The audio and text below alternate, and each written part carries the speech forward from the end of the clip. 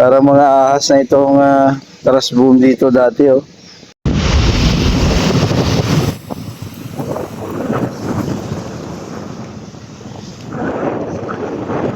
Ayan guys, may kabigalag shoutout. So dito update tayo sa Manila Bay. So yan ang sitwasyon dito. Medyo lumakas bigla ang alon sa Manila Bay. So itong tubo na ito ay bumaluktot na. No, actually para ilang beses ko na itong na-content. Pero sana mapansin ito ng ating pamunuan yung tubo na ito. Kasi tingnan mo, kung tingnan nyo yung height guys, mataas na, mahirapan ang tubig na lumabas yan. Ito kasi guys, itong itim na tubo, yan yung exit or outfall ng tubig dito sa kanal, dito ba sa Quirino Avenue area. Yun yung exit point niya. Tatlo yan dito, isa dito sa Quirino, isa sa Remedios, at saka isa dito sa may Dolomite Sand Beach. Ang kabila niyan, Dolomite na po yan. So ngayon, dito naman sa Manila Bay, yan po ang update. So, hindi naman nakapagtataka ang inyong nakikita. Pag Manila Bay ang pag-usapan guys, basura talaga yan. At wala nang iba. Basura at basura at basura pa rin. Suotin natin dito. So, ito naman ang mga kahoy ay normal lang yan. Minsan nga may nangunguha dito. Mahilig siguro sila sa mga wood carving or mga native na restaurant. Kumukuha sila kahoy dito. Bibigay lang naman yan. Ito guys, ang laki oh. Actually itong malaki na to, pakinisin mo to, okay na to, oh. Pwede pang maging poste ito eh, oh, laki oh. Oh, pwede maging poste ito, no? Hardwood naman siya, o, diba? So kung halimbawa may mga native or mga restaurant ka, pakinisin mo yan, lagyan mo lang varnish, no? Maganda yan.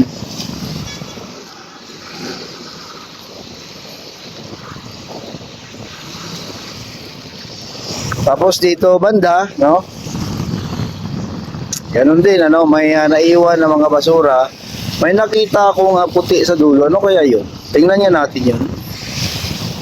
Puti na parang ano kaya ito?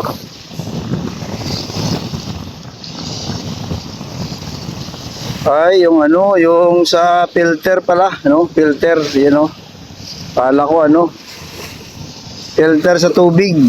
Yan. Ngayon, ilang araw na umalis ang bagyo sa ating bansa. Pero napansin ko ang basura ay nandito pa rin, Hindi pa rin nila nakuha. May nakikita ako sa taas nakasako, pero yung dito wala pang ginalaw mula noong tayo nag-live noong kasagsagan ng bagyo. Yun pa rin ang basura. So hindi naman natin baka busy ang mga tagalinis ng basura. So baka busy lang sila. Baka sa ibang area sila na-assign, Yan may nakasako na.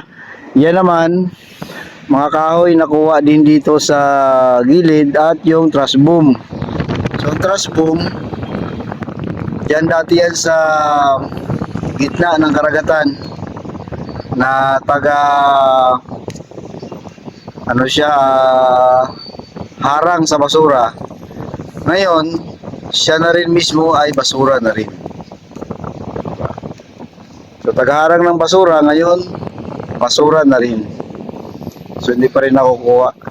So dito guys, ano, sa ilang araw na ito, ganito pa rin ang sitwasyon.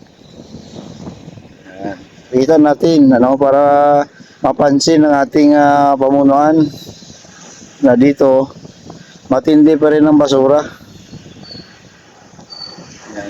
Dito baka nagtaka kayo, may mga bangka. Daungan talaga to ng mga bangka dito. Yung mga bangka niyan, may asosasyon yan sila dito guys.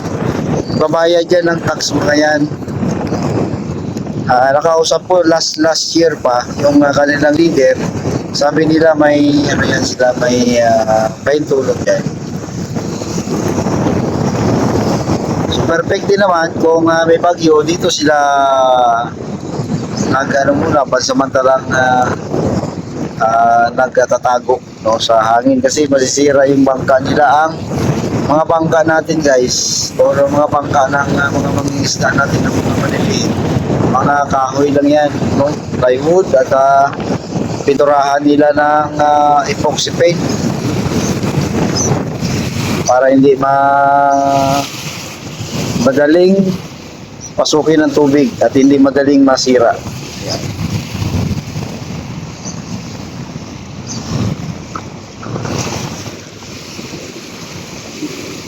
So ang karagatan, no, nung nakarami naligo pa dito no?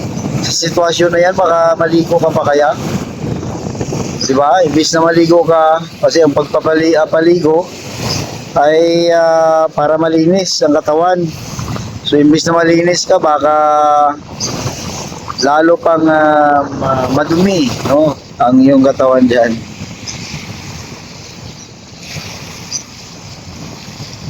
Yan.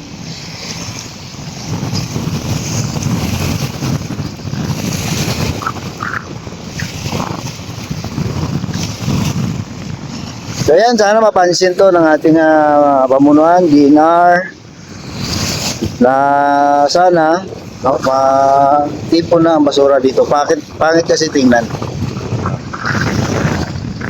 Sana bigyan niya ng tao dito para matagatipon.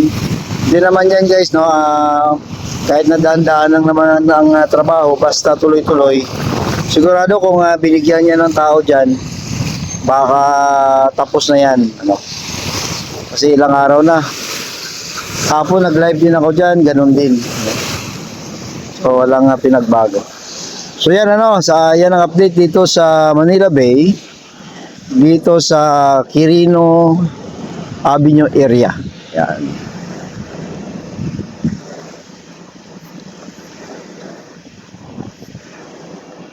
O diba? Grabe ito, parang mga ahas oh. Diba? Parang mga ahas na itong taras boom dito dati oh. Ayan. Nakakatakot naman dyan, baka mamaya may biglang lumabas na ahas or kung anong insekto, no? Ako napubya na ako kasi nakalmot na ako ng pusa malalim. Nagpa-injection ako kasi mahirap na. Ang pusa kasi kumakain ng daga. So baka yung kamay niya yung paa niya, ang kuko niya na ginamit sa daga, kinalmot niya rin sa akin. So dito may mga ano din guys oh. May nakasako. Yan. Pakutin na lang, hinintay na lang dump truck niyan. Oh. Kasako. So yan ang mga kapatid nating mga mangingisda. Ito naman yung trash boom, no? Na dati ay tagasangga ng basura, ngayon basura na rin siya. O, di ba?